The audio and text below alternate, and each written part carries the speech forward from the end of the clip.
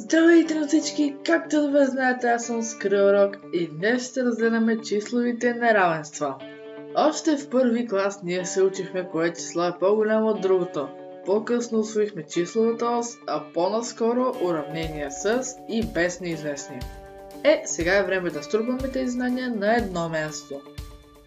Да вземем един лъч, който по познатия ни начин ще превърнем в числов и ще добавим 0 ето тук. Ако това е някакво число А, а това Б, лесно се вижда, че А е след нулата, а Б преди нея. Тоест А е положително, а Б отрицателно число.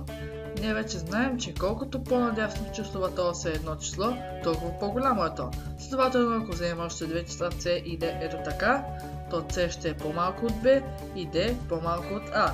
А можем да се поставим и 4 спрямо нулата ето така. C е по-малко от B, по-малко от 0, е по-малко от D, по-малко от А. Да речем числата X и Y можем да сравним с по-малко и по-голямо. Като неравенството, което се получава, се нарича строго, защото едното число трябва да е със сигурност по-голямо или съответно по-малко от другото. Или с по-малко или равно и по-голямо или равно, което прави едно не строго неравенство. Едното число може да е или по-малко или равно спрямо другото, или по-голямо или равно спрямо другото.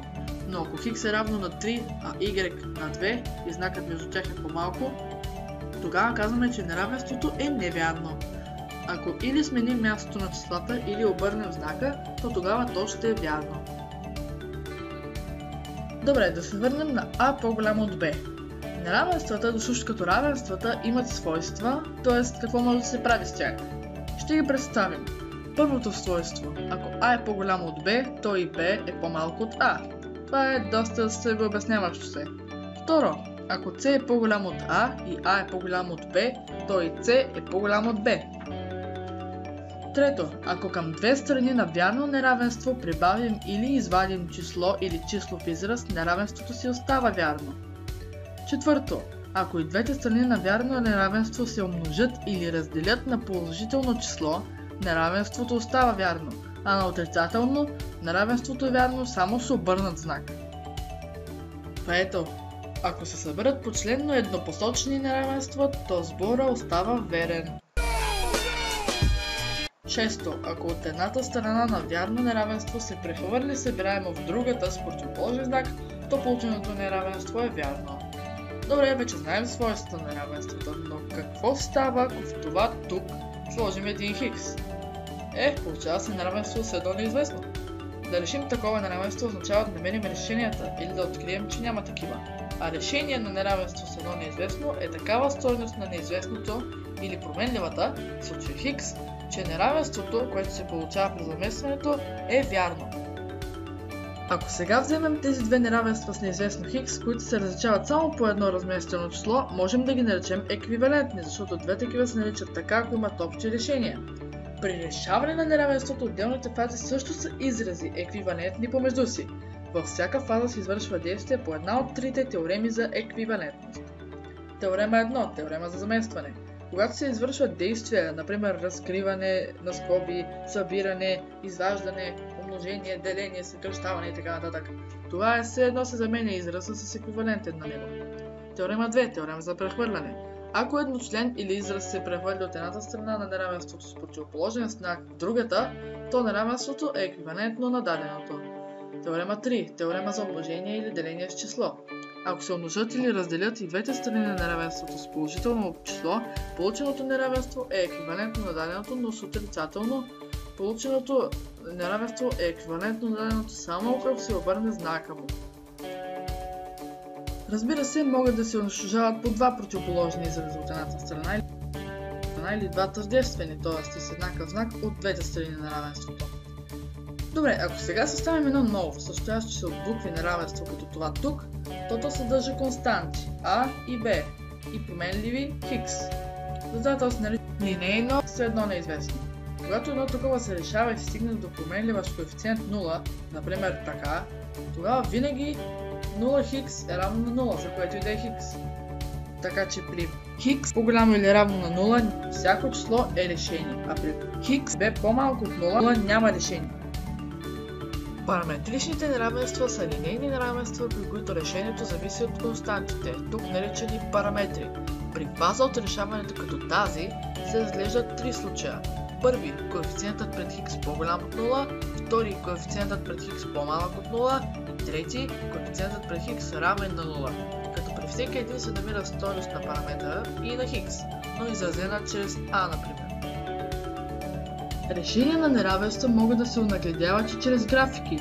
Ако например сме получили, че хикс е по-голямо от 1/2, то това може да се изрази чрез интервал, ето така, в което се чете хикс принадлежи на отворения интервал от 1/2 до плюс безкрайност, който пък интервал може да се изобрази чрез отворена числова ос и ето такава завиваща стрелка. Ако пък интервалът е полузатворен, т.е. хикс може да е по-голямо или равно, или по-малко или равно на 1/2, тогава в графиката ще изглежда по този начин, а интервалът се записва с квадратна скоба от към несигурната страна. При хикс по-малко от някакво число се използва минус безкрайност и в интервала и в графиката. Ако хикс принадлежи на точно определен диапазон от числа, тогава интервалът е напълно затворен, но това се използва в други случаи, които вероятно ще изучаваме по-нататък. Триъгълникът също си има своите неравенства. Ето като този млад джентълмен ето тук. Например, срещу ъгли страни в един триъгълник лежат равни страни и обратно.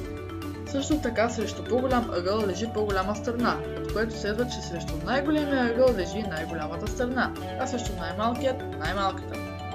Разбира се, има и една по средата на неравенството по тази теория, което би изглеждало така. В който и да е триъгълник по света, всяка страна от него е по-малка от сбора на другите две. Така е и при обикновените остроъгълници, при правоъгълните, тъпоъгълните, равнобедрените и равностранните. При правоъгълните хипотенузата е по-голяма от всеки гътец. Това беше теорията. Оцеляхме. Но е време за упражнение. Първа задача. Вярно или невярно? В първата колона ще се появят неравенства, а във втората интервали на решенията им. Вие трябва да определите дали те съвпадат. Да започваме. Хикс е по-малко от минус, скоби 2 по 2 плюс 5. Интервал. Хикс принадлежи на интервала от минус безкрайност до минус 9. Вярно ли е?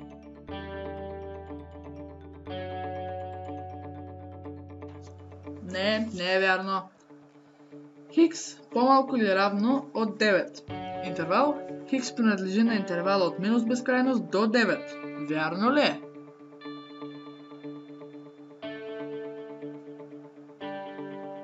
Не, и това не е вярно. Хикс по-голямо или равно на 3 по 3 минус 3. Интервал. Хикс принадлежи на интервалът от 6 до плюс безкрайност с квадратна скоба преди 6. Вярно ли е?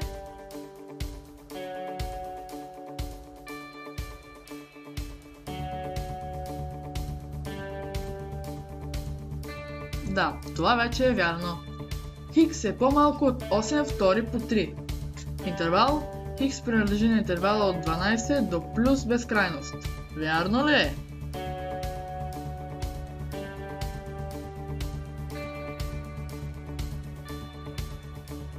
Не, това не е вярно. Хикс е по-голямо от 10 плюс 3 минус 8. Интервал. Хикс принадлежи на 5 до плюс безкрайност. Вярно ли е?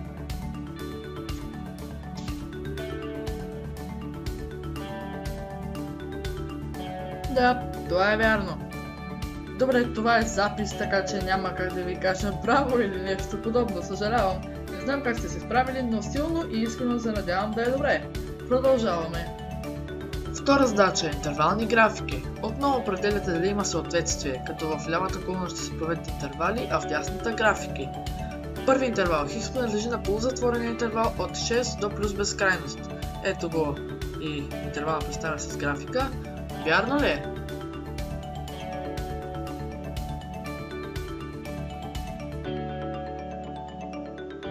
Не, този не е верен.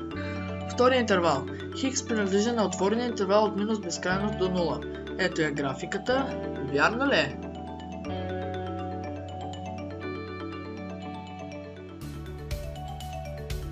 Да, този вече е верен. Трети и последен. Хикс принадлежи на полузатворения интервал от минус безкрайност до 9. Ето е графиката. Вярно ли е?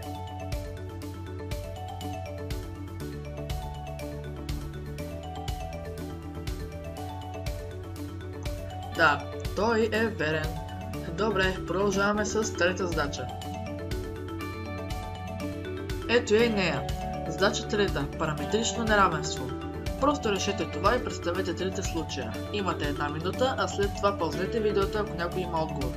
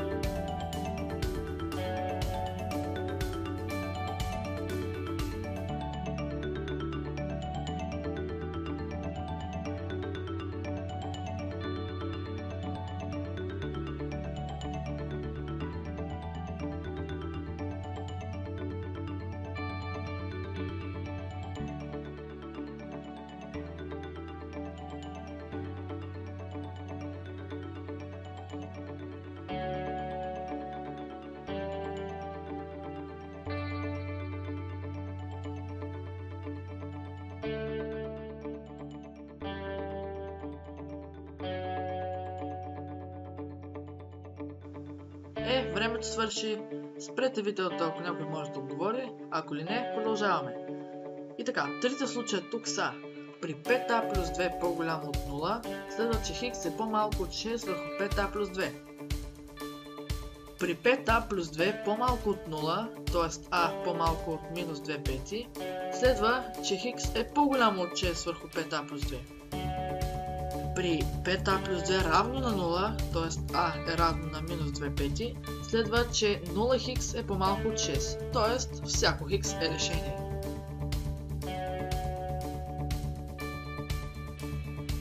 Това беше, приятели, страшно много ви благодаря за вниманието и, както винаги, приятен ден!